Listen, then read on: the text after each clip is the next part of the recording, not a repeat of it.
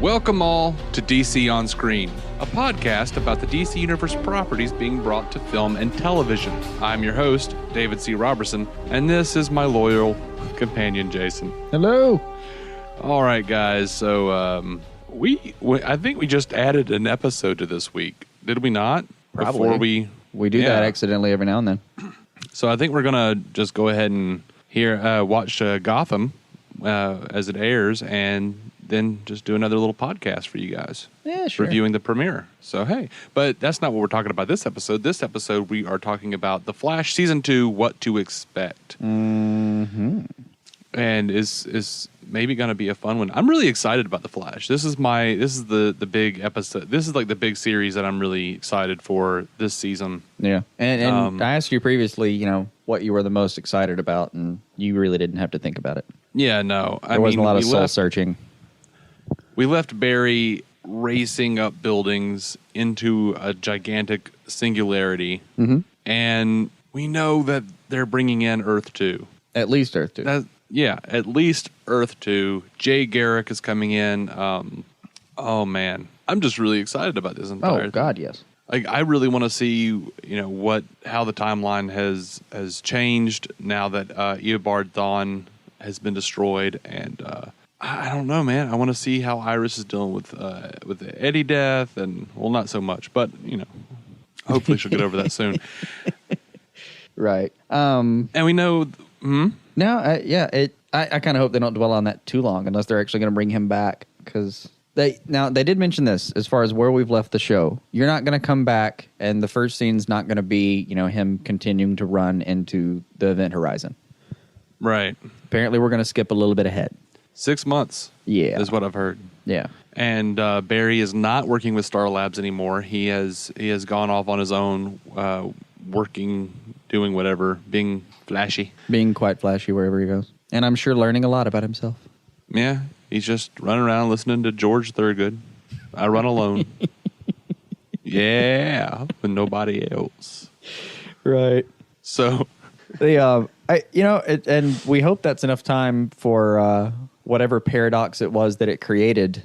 We hope that's enough time for Tom Cavanaugh, through whatever means, to make it back into the show in this timeline. Oh yeah, I mean, I just imagine he's the real Harrison Wells. I'm hoping so. All right, now which one would you rather have though? Do you want like the evil dual personality, whatever Eobard Thawne thing, or do you want Harrison Wells? I want both. Okay. Well, you had both first time. I know. I do actually I think at this point, I really do just want proper Harrison Wells. Mm-hmm. But maybe he's got some secrets. Maybe, he didn't die. He was supposed to die. They could bring in fate. Why the hell not? And maybe he was supposed to die, and because he didn't die, he truly went to some bad places himself. They could go that route. Sure. Yeah, it could go into the whole, you were in a kind of temporal limbo thing. Yeah. Because, and that's the thing. In theory, Eobard blinked out of existence. Well, all versions of his timeline would have. So I think Harrison's wife would still be dead. Or fiance? I'm not sure if they were married at the time. But I think she would still be gone because she died in the accident. Either way. Is that right? Did Eobard cause that accident, though? That's the only part I'm shaky about. Did he I can't cause them remember to run that. off the road? So, because that might answer a question. If that, we probably should have researched that. If Eobard didn't cause that wreck, and there is a wreck outside of Eobard's tampering, and she's not on the cast list somewhere, then that might answer a question about whether we ever get Harrison. Right. Still might answer a question. I would have done research on that, but I didn't even think about that. Yeah, this until is just all, now. So it's all happening live. I don't know. Woo! Yeah. So, yeah. I'm excited that we get to keep Tom Cavanaugh. In whatever capacity it is. Right. I actually do want to get to know the real Harrison Wells, and I'm super excited to see him come back. Yeah. Now, what I'm not excited about is Patty Spivot. They're going to have to sell me on it. Yeah, I am not excited. I'm not really excited about Golden Glider being around very much. It's because it seems like she's going to kind of be. I'm not wholly excited about Melise Jow coming back as Linda Park, but we know that's happening. The only and I wouldn't care so much about her if it didn't seem like we were going to have several women that Barry has to deal with throughout the season. Right. Because the geek in me just really doesn't care who he's dating, not one bit. Right. To me, it just feels like people who watched How I Met Your Mother will understand the feeling. It's like every person you meet who isn't named Tracy, you're like, that's not her. Right. Why are we dealing with this? I still think it's, I don't know. I think it's a little bit like my Batman problem that he's always going to choose Batman over the girl. So why are you wasting my time with this crap? Right. And we know that he's going to wind end. up with Iris. He's supposed to wind up with Iris. So what the hell do we care? Right. And it's, Joe approved. So now, if they do actually make Patty Spivot an interesting character and give her an agency of her own and don't let her become just another love interest for Barry like they kind of did with Linda. Right. I'm down. Like, okay, let's see where she goes. Sure. But, hey, I don't give them a lot of credit in that department. I sort of feel like there has to be some sort of CW mandate that there has to be a stupid love triangle that we have to slog through every season. I don't disagree. It seems like it has to be in there somewhere. Like surely when they do, Legends of Tomorrow, Hawkman and Hawkgirl are going to end up. There's going to be an extra guy or an extra girl somewhere in that wheel, or a third wheel somewhere we'll have to deal with. Like, it's a pattern, I guess, at best, and a problem at worst. It's the trope of tropes, man. Isn't it? Oh God! Now, what am I really excited about? I'm really excited about more Harrison Wells, obviously. I'm really excited about more Joe. Really, really excited about Tony Todd as Zoom. Oh, yeah. I'm really excited they're bringing in Zoom, period. Like any iteration of Zoom is A-OK on that list. Jay Garrick being played by Teddy Sears. Hell yeah. I love that dude in Masters of Sex. He's a really good actor. Yeah. I am really excited to see Jesse Quick show up. It will be fun. And I'm really excited to see Michael Ironside come back as Leonard Snart's, or come in as Leonard Snart's abusive father. Yeah, that is going to be kind of fun. Snart, last season was kind of if I had to pick one character that the producers didn't know would end up being a big deal, it's got to be him. But he just ended up being so damned engaging when he was actually there that you really wanted to see more happen with him. I mean, that conversation with him and Barry towards the end of last season when he kind of agrees that you're right, if he's as good as he thinks he is, he doesn't actually have to kill people. Right. That was front to back just a really fucking fun conversation to have. Like, went back, watched the scene a couple times, had a great evening with it. But it was a dynamic that it was fun it was really good for them to have in the show. Yeah. Now, what I'm worried about here is, and I'm worried about this for Arrow too, that they have basically said that the first part of this season, the first half of the season, is going to be basically a pilot episode for like a build up to Legends of Tomorrow. Right. And what worries me for both of these shows is that is going to create a very uneven season. Like I don't want them to just be building up to something, because we all know, we've all seen those episodes that just seem so weird. And it turns out they were building up they were trying to make a spinoff. It was a backdoor pilot for another series, and I don't want the first half of both of these shows to look like that. I think you're going to get reprieve mostly. I'm getting the feeling that they're, it's not going to be 9 or 13 just straight down the gullet episodes about what's coming. And they're trying to make sure that LOT can spin off and do its own thing and be able to incorporate the rest of the universe, but not, interfere with it. Right. Which you kind of have to do when you're setting up this many shows, right? You have to be able to give each show its own sandbox. Yeah.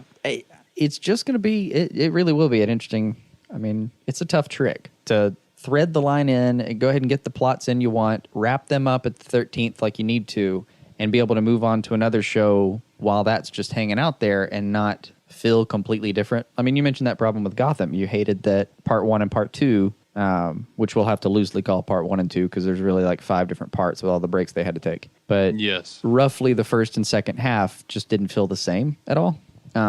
Right. And yeah, it could be a problem. We'll I think they might be able to actually pull it off myself, but it could be a problem. Yeah.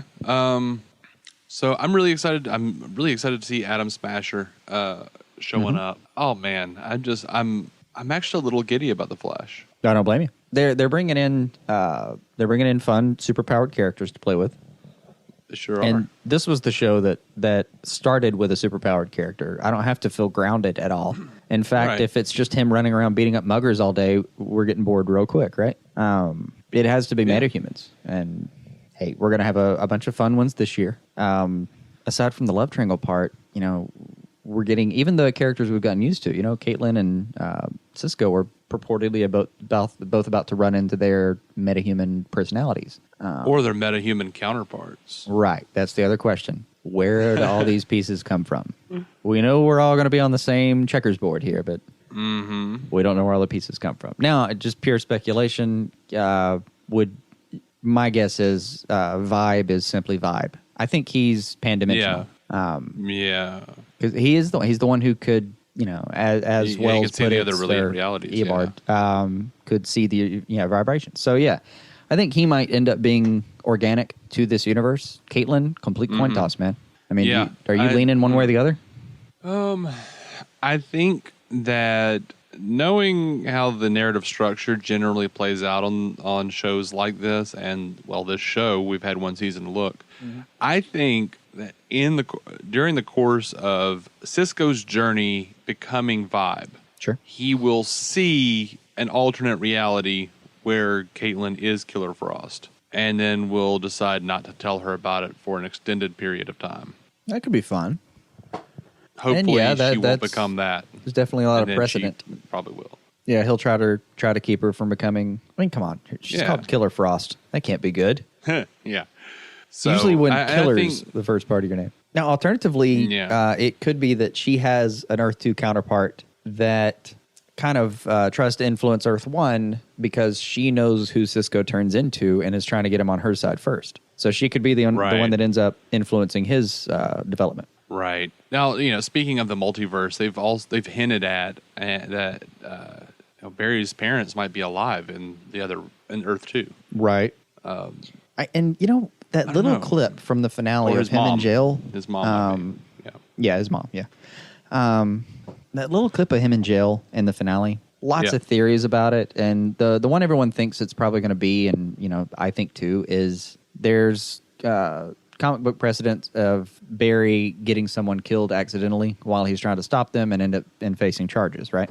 Yeah. It pretty much manslaughter, like involuntary manslaughter, even in his case. But the more I've thought about that, just that cold, determined, kind of resentful look in his eyes, that little bitty second, some part of me kind of thinks it really might be that he figured out who killed his mom, and he ended that dude and took the consequences because fuck that guy. Yeah. How much? Well, do you think there's a possibility that in the alternate reality, do you think that Wally West might be coming from the alternate reality, and let's say Patty Spivot and Barry get into a relationship? They seem to be doing well, and here comes this Wally West kid and calls Barry Uncle Barry. It's possible. And of course, this causes problems. The producers promised us, and by promised I mean said, that his origin would kind of surprise us. That it would be a little different, something we weren't quite going to expect. Right.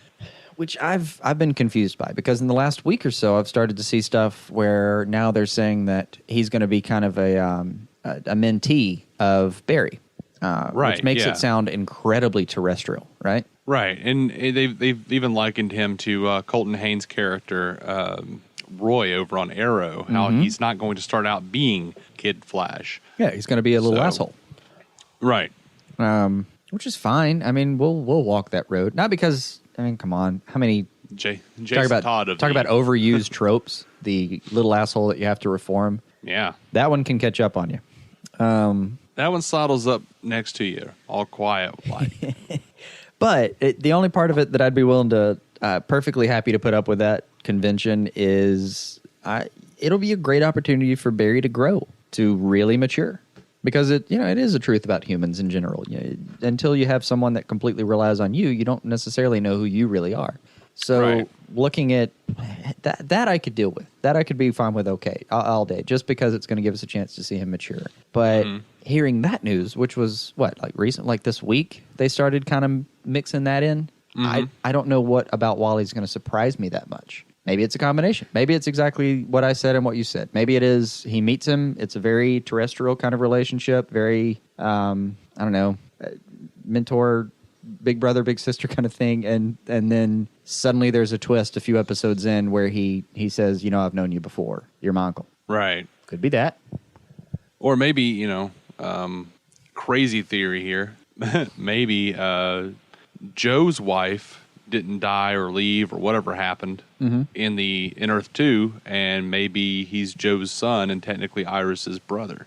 Well, that'd be fun. That'd be weird, wouldn't it? That could work.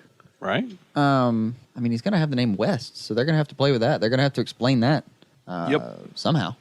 From what I know, or maybe that happened and he is maybe Joe's wife or whatever didn't die, and they had another kid who grew up and had a kid, and yeah, entirely possible. I'm almost entirely certain that Wally is from Earth 2. It could really easily be, and he actually could be like. Look at the kid. Just take a look at this Kean Lonsdale. I'm just going to say Mr. Lonsdale because I'm not even going to try his first name. Take a look at the kid though. He could be Barry and Iris's kid. Oh my God! Just the pure casting of it.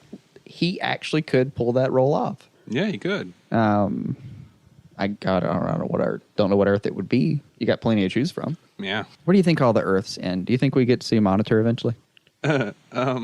If we did, it wouldn't be this season. I wouldn't think, but season 4. I say if it's going to be anywhere. Well, I sincerely hope that this multiverse thing isn't just going to end with season 2. Like they're not going to wrap that up in season 2. I'm hoping. Right. You don't want it to be see more and more and more and more. Somebody like Wells comes back and puts an irrevocable and permanent seal on the other universe at the end of the season. Mm-hmm. Yeah. Oh, you know what I want?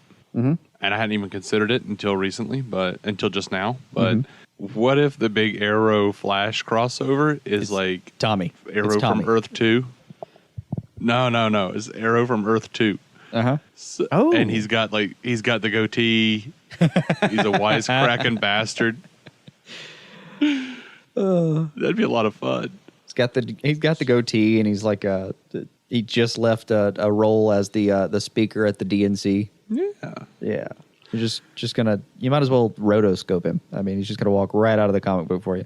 Yeah. That'd be fun, man. It would make you happy. So, speaking of things that would make me happy, what do you like? We are currently trying to get through, and I do mean trying to get through the 90s Flash series.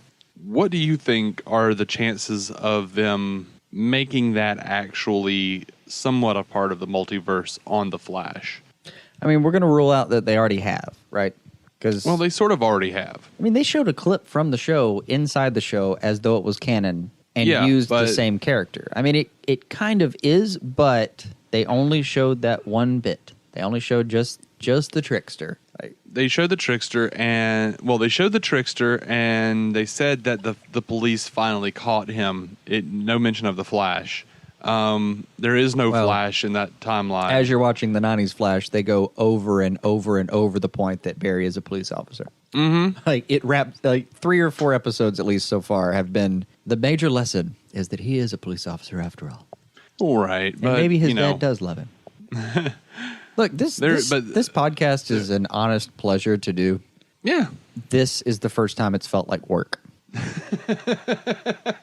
This is the first time I've had to make a deliberate, forceful effort to do something.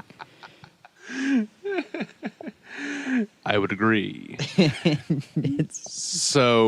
But no, when you look back at that episode, there's no mention of the Flash. We know that there was not a Barry Allen running around in the 90s in our Flash universe. However, they don't mention, there was a previous Flash. There's nothing. And but it's Barry Bellows. Allen.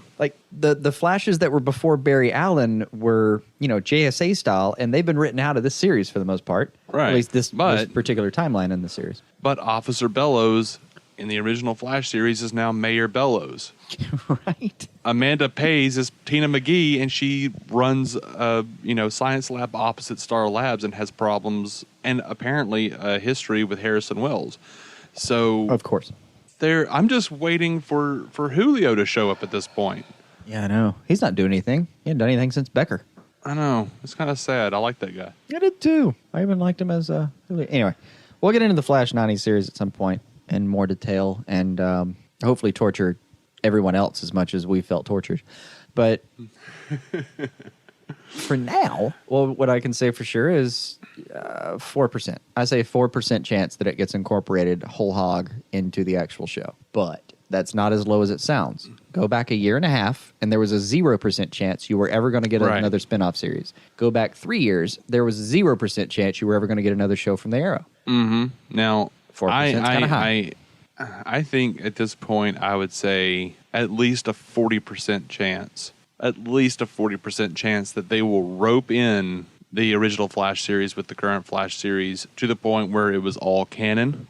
Now, when you say, I say the litmus test for it was John Wesley Shipp's face at some point the face of the Flash? That's where I would call it wholly incorporated. Mm-hmm. See, yeah. It still wouldn't surprise. Like the Barry's father in this show, and the current Flash series, it is so he's so damn humble and giving, but he's also cagey as all hell. Don't be fooled by those soulful eyes. That man's cagey. Yeah. It wouldn't surprise me one bit if he had an entire 20-year run as the Flash, retired the lifestyle completely at some point, and for whatever reasons now that would be contrived to make it work, Walt refuses to tell Barry, even though he kind of really does know that Barry's the Flash. He really does. Yeah, he definitely knows. I don't think they actually said it out loud, but they had one of those conversations where it's very clear. Yeah. Yeah, it's clear that he totally knows. And he's damn proud, too. Doesn't he know anyway, for realsies? Didn't they bring him into Star Labs? Did they? Ah, crap. Is there a I'm whole, pretty sure they did. Is there a whole, part of an episode we forgot? Yeah, I'm pretty sure that they actually brought him into Star Labs, and he was the costume was there, and then Barry runs out. Yeah, I'm pretty sure he knows, for sure. But I think he knew anyway, because I think he was the Flash first. In a separate universe. I think that's what they're playing up to. I really do. Right. And if they don't do that, it's an incredibly missed opportunity. It would be sad if they didn't do it at this point. Well, they've already played with it, and it won't surprise me one bit if there's just just like in the finale when they had those little snippets, the vignettes. If there's one and it's just Wesley Shipp and a still pulled from the show, won't surprise me one bit. Oh God, I just had an idea. Run it. Earth 2 is the Earth from the original Flash series in the 90s. Sure, it could Jay Garrick is the son of the original Flash in that universe. His father disappeared during the crisis, which would have to be a fixed point in time. Yes, it would. So his dad disappears during the crisis of that reality. Mm-hmm. Of course he had a son, and of course he named him after his big brother Jay. Of course he did. This isn't too far off. That could work. Why is Jay Garrick so broken? No, you pull it off. Now that would mean that the crisis happened by your version somewhere in the 90s, somewhere in the mid 90s. Oh, I mean, well, yeah. That Flash series, I think it aired in 1990. I want to say, or yeah, it was like 90 to 91. 1991. Yeah. So by mid 90s, we would have crisis, right? Mm-hmm. All right. Sure. So then, what's his name? It's not Jim Jaspers. All right, the guy from Constantine, the guy that owned the house that Constantine's using. Jasper. Is it Jasper? Okay. Yep, just Jasper. So Jasper was part of part of what all helped fix the crisis back in the mid 90s. That's how the Medusa mask ends up in his house. Mm-hmm. Part of the fallout of all that was Hayden's downfall, and that's how he ends up with the Medusa mask. Gets Constantine back involved in this universe. Mm-hmm. We can't have any scenario where that's not true. And then You just keep the ball rolling, and we get eventually to my dream, my personal dream, which is, and I'll stick with my previous site, season 4. You finally get monitors in the extra universes. You get a very specific anti-monitor, and somewhere at the end of season 4, we finally pull in, CBS's Supergirl, and close the book on that. Go ahead and that'd be kind of weird though. It'd be fascinating to let your character that aired on CBS die on a show on CW. Yeah. It'd be a fascinating experiment, though. It really would. Yeah. Now, my theory or my hope or my idea or whatever really falls apart when you get to the point where where you get to, Barry Allen goes over to Earth 1 and sleeps with his own mother. Well, there's going to be flaws. Or his alternate universe mother, whatever. There's going to be flaws here. Yeah. I guess we'll have to abandon it there. Ooh. Oh, no. What if he goes over, in coming to Earth 1, he accidentally, he comes in and he finds out that maybe his version of Eobard Thawne went back to the Earth 1 and killed both of Barry's parents. So he and, I don't know, the Iris or Jesse Quick or something of that universe just become Nora and Henry Allen. Well, that's not too bad. I don't know, man. That's really not too bad. This is all off the top of my head. I don't know. I'm just having fun now. Yeah. Anyway, so... okay. No, we could try to speculate, and we could have a lot of fun with it, but we should probably actually just stick to the characters we have for a moment. Yeah, the point of this, that's what's so difficult about this show in particular. Most television shows, I can pretty much guess what the season arc is going to be. Right. With The Flash, they pulled the rug out from under me last season. Harrison Wells, I kind of figured he was going to be a bad guy, and then he was. But sure. They played with the mythology enough that I wasn't quite sure who he was going to be, and I assumed he was going to be some version of the Reverse Flash, and then he was. Right. And but they could, with bringing in multiverses, they could literally do anything they want at this point. The one anchor for this show is Arrow, because you can't change the timeline too much without it affecting Arrow. Yeah, and he's actually kind of nice to have around for something this potentially crazy. The Flash could easily become Sliders 2.0. Easy. And, no one wants that. Just no one, ever, in any capacity wants that. Well, unless Jerry O'Connell and... Not even Jerry. Unless Jerry O'Connell and John Rhys Davies shows up and I don't we even actually think get him. a proper ending to the Sliders through the Flash. I'm not willing to put the Flash through that. Yeah, it probably wouldn't not. be a good call. I would rather, properly end Quantum Leap if we're going to do something like that. Yeah. Well, all right. So I think we need to write a TV movie, man. Well, I know. No, and there has to be a moment. Let's taking it out of speculatory grounds. There has to be a moment where we personally realize that this show, the one we're doing now, has gone too far. We're talking about Quantum Leap now. Right. I know. So, Dr. Sam Beckett has to return home. He just has to. I understand. And for that matter, so does Darian Lambert of Time Tracks. No, Dave. No. And maybe we can go back in time and finish up Barry's ancestor's story. His ancestor, Briscoe County Jr. And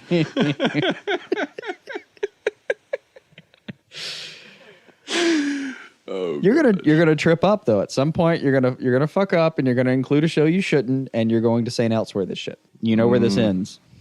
And it won't be nearly as hard as you'd hope. Oh man, no, not for people like me. No, all right. How about this? Something more, to the point of what the hell we were trying to do here.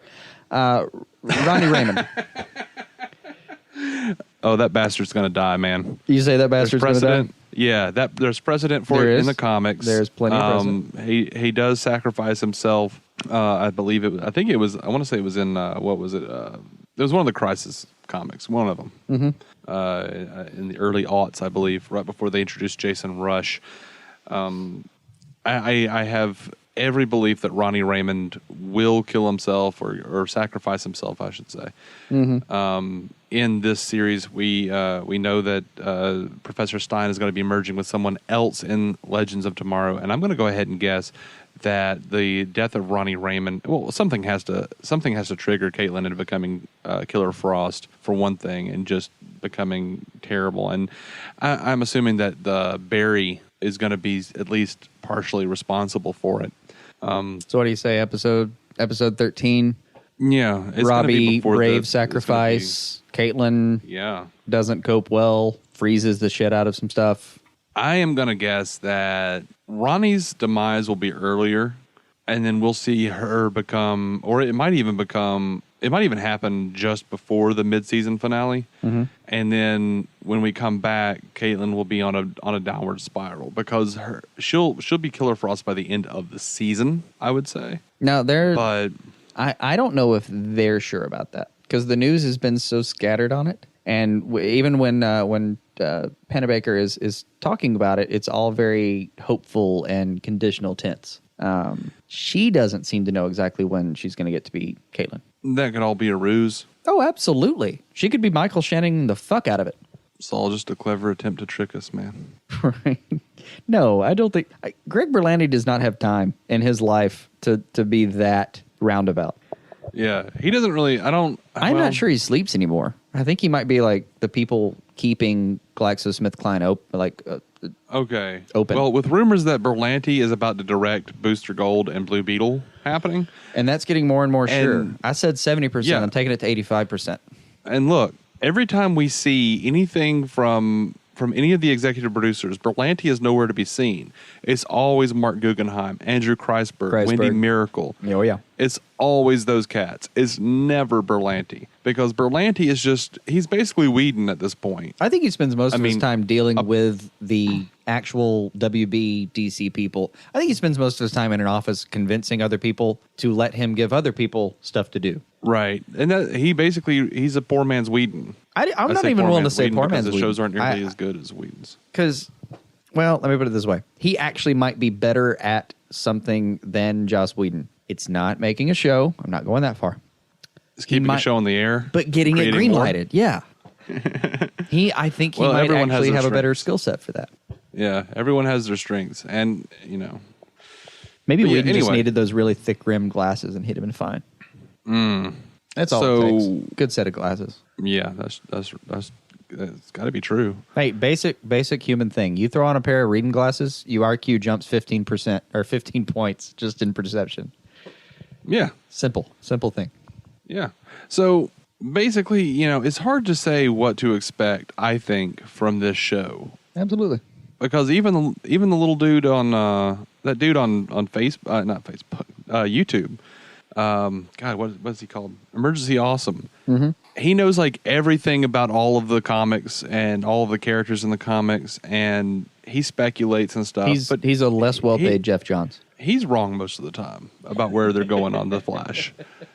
Well, it's built into the process. I mean, look, the reason we take shots and try to call our shot is because if we're right, fuck yes. But we know most of the time we're going to be wrong. Yeah. Because there's just no getting around it. Like, if we weren't wrong, and we generally aren't on Arrow, by the way. Yeah, sadly. On The Flash, so far, we have been. Well, we haven't known where the show was going. Yeah, I know, but they didn't know either. Completely. And when you start throwing a whole nother damn universe at me, fuck. How am I supposed to do with that? Yeah. No one. I mean, on our wildest dreams, we would never have, like, you give me 1,000 to 1 odds, and I would never have guessed we're going to bring in another universe. If you had asked me at, like, episode 5 of season 1 of The Flash, never would have fucking thought it. Yeah, I assumed that we would slowly build up to time travel over the course of, like, a 5 or 7 years. Yeah, but then on, like, episode 12, he jumps into another time stream. Yeah. It really wasn't. You didn't wait on a lot. And that's something that we loved about Arrow starting out is, man, that show didn't wait on things. It moved, sir. And The Flash took up that, it took that baton and ran with it. It moved. Season 1 of The Flash went places, and it went there quickly. Now, bringing that up, how worried are you about the sophomore slump? The sophomore slump, I'm Well, I understand that our opinion of, say, Arrow Season 2 is not the same as most. Like, most people think Season 1 was kind of hard to get through. Season 2 really upped the ante, and Season 3 dropped the ball. For me... I describe it entirely differently. Yeah. Exactly the opposite. Like, I love Season 1, hated Season 2, and Season 3 was okay, but... It was getting there again. A turn in the right direction, yeah. My hope returned. Right. So... Hey, we can't all agree. I mean, look, for instance, I'm still baffled by the concept that there are people that watch The Flash who've never watched and refuse to watch The Arrow, and vice versa. Right. That's confusing to me. It baffles me. Look, man, to each their own. Honestly, if you're listening to this, I don't give a damn how you got here. Fucking listen, I'm good. But I can't do that as myself. I can't do that. I don't know what flaw it is, but if it's connected, we're watching the 90s Flash series because there was half a second of footage in a show that we were paying attention to at the time. Yeah. We're suffering through 23 episodes of some really it's bad, folks. It's bad. In many ways, yeah, it is. But, yeah. I don't have it in my person, though, to not do it. I really don't. To answer your question, I am somewhat concerned that Season 2 of The Flash will become cluttered, convoluted. I'm concerned that it'll start to become more like Gotham in that sense, because I feel like Gotham is very cluttered and is getting more so. You feel like it is already kind of cluttered, and then they said, yes, here's all these villains. Right, and with each different character, you have a different tone of the show. And I'm worried about The Flash Season 2 falling into that category. I mean, we're not going to have just a number of characters coming in. We're having two separate universes at the very least. Right. So I'm somewhat concerned about that. Now, I'm a sci-fi geek. This is not my first rodeo. Mm-hmm. I have been reading DC Comics since I was but a wee lad. And... I pretty much understood what was happening. I mean, I'm no Jeff Johns, but... But how many can be? Well, I mean, Now, I mean, sure, if you paid me, I could sit down and figure out a way to make Crisis work and without making 15 other crises. God, to have whatever. that job. Yeah, but, yeah, I worry about Season 2 of The Flash a little bit. But I think my excitement far outweighs my worry at this point on this particular show. I'd call that completely fair. I mean, the things that worry me are, and I think I said this about the Gotham preview, or our Gotham preview show as well. The thing that worries me the most is the romance angle of these shows taking over. Yeah. And, once I start saying that a few times, it starts making me wonder just how terrible a person I am. But fuck it.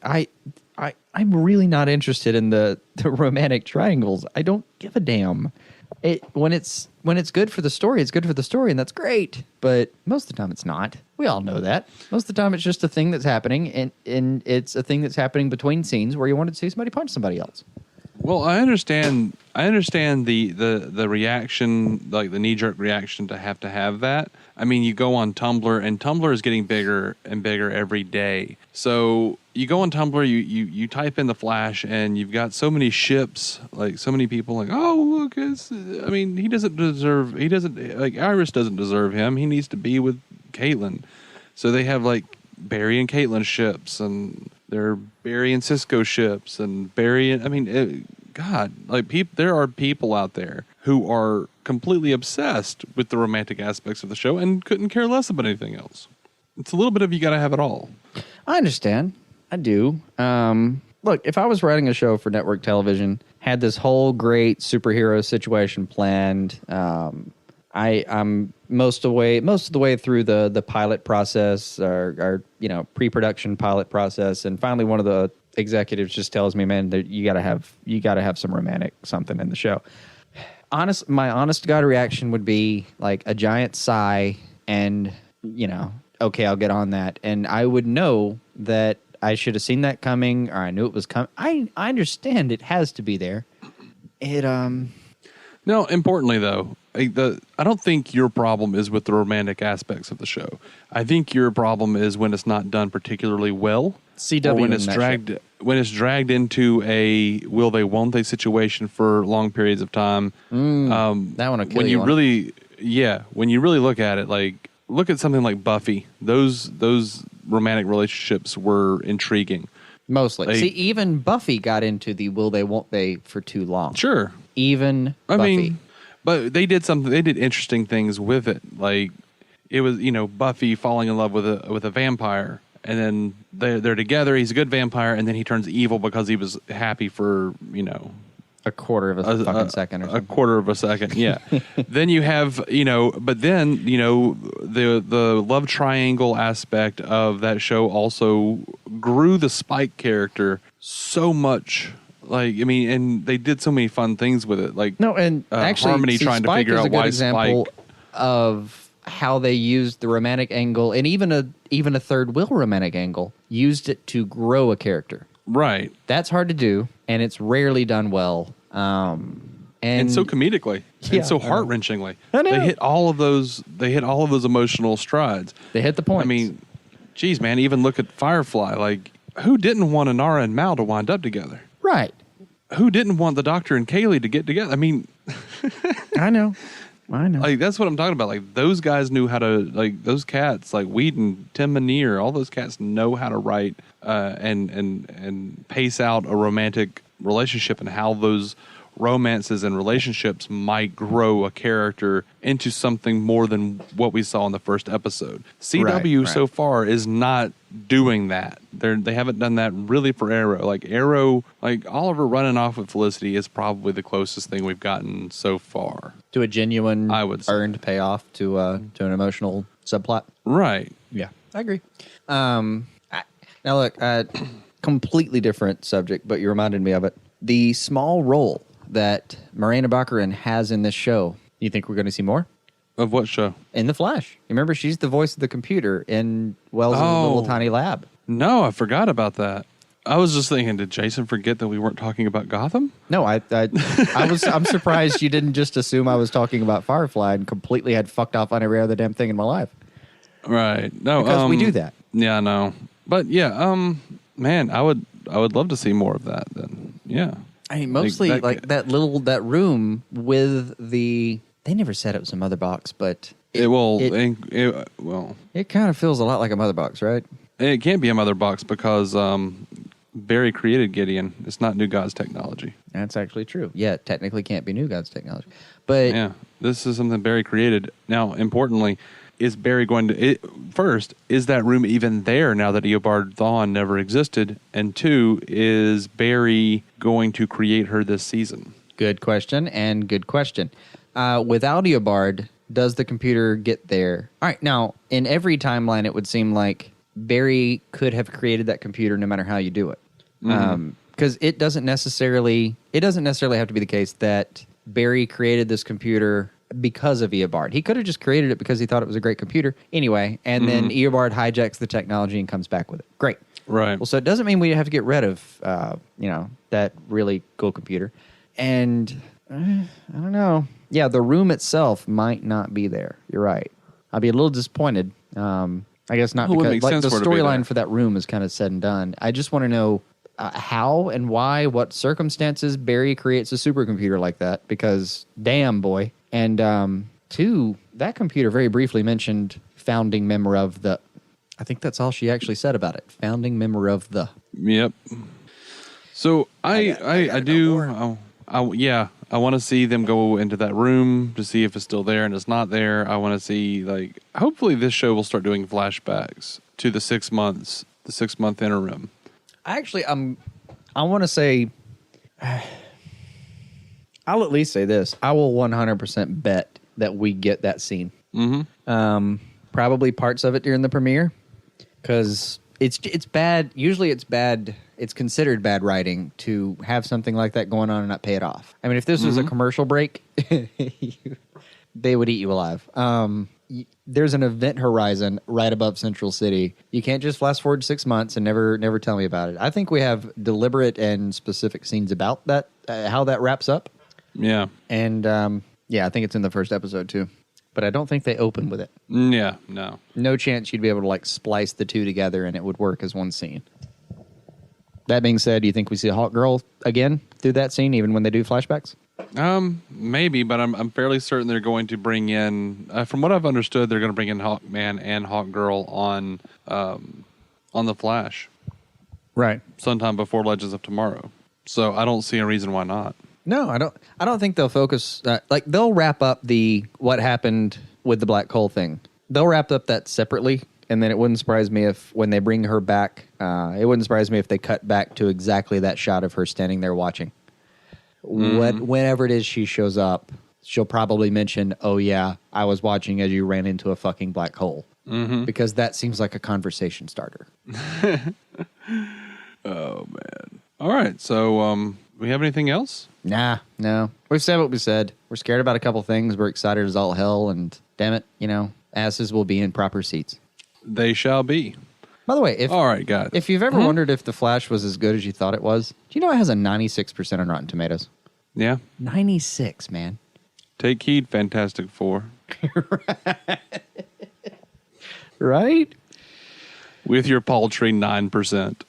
Did it round up to 9 finally? Good for them. Oh, I have no idea. That was the last time I even looked.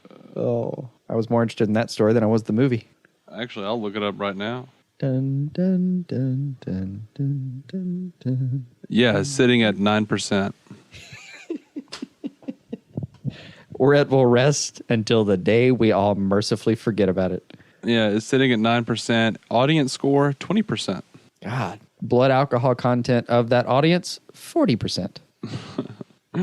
Oh, my gosh. Alrighty. So we're going to wrap up our Flash preview.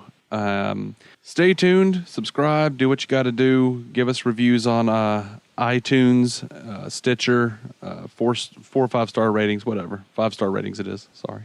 And we are DC on screen because we're going to be coming back with an Arrow Season 4, What to Expect episode, and the review of Gotham, the first Gotham episode of the season, which is airing tonight as we record. So that'll be 9/21. In case you DC listened to it and not realized it. Gosh, God. No. And you've only got a week till the Flash. I'm really enjoying interrupting you. I'm sorry. Go ahead. I know. If you'd like a similar podcast about the Marvel Cinematic Universe, go check out our friends Matt Carroll and Jeff Randall at the Marvel Cinematic Universe podcast. You can find them on mcucast.com. We are at dconscreen.com, and we're part of the Giant Size Team Up Network. By the way, happy birthday to the Giant Size Team Up Network founder, Charles McFall. It's his birthday today. Did you know that? This has been Jason and David C. Robertson of maladjusted.tv. We do some comedy sketches and whatnot over there, so go check that out. And we will see you soon. Until then, keep some DC on your screen.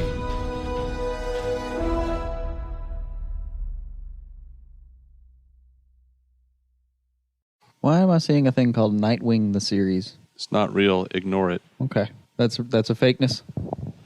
It's a web series that's not produced by... It's a fan series. Don't worry about it. That sounds terrible. Episode 1, Deathstroke. How are they getting away with that? It's a parody? Is it so bad no one took it seriously? It's actually better than some of the stuff we cover. Just ignore it, man. Don't go down that hole. Just don't go down that hole. You don't want to. A client met his banker to discuss opening a restaurant in a busy airport. In us, he found a partner that understood the importance of reaching for the sky. First Horizon Bank. Let's find a way. Go to firsthorizon.com/Mac.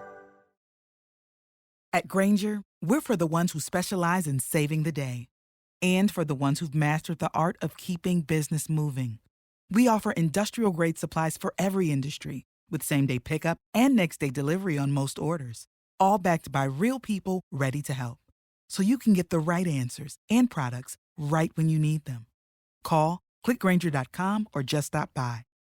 Grainger, for the ones who get it done.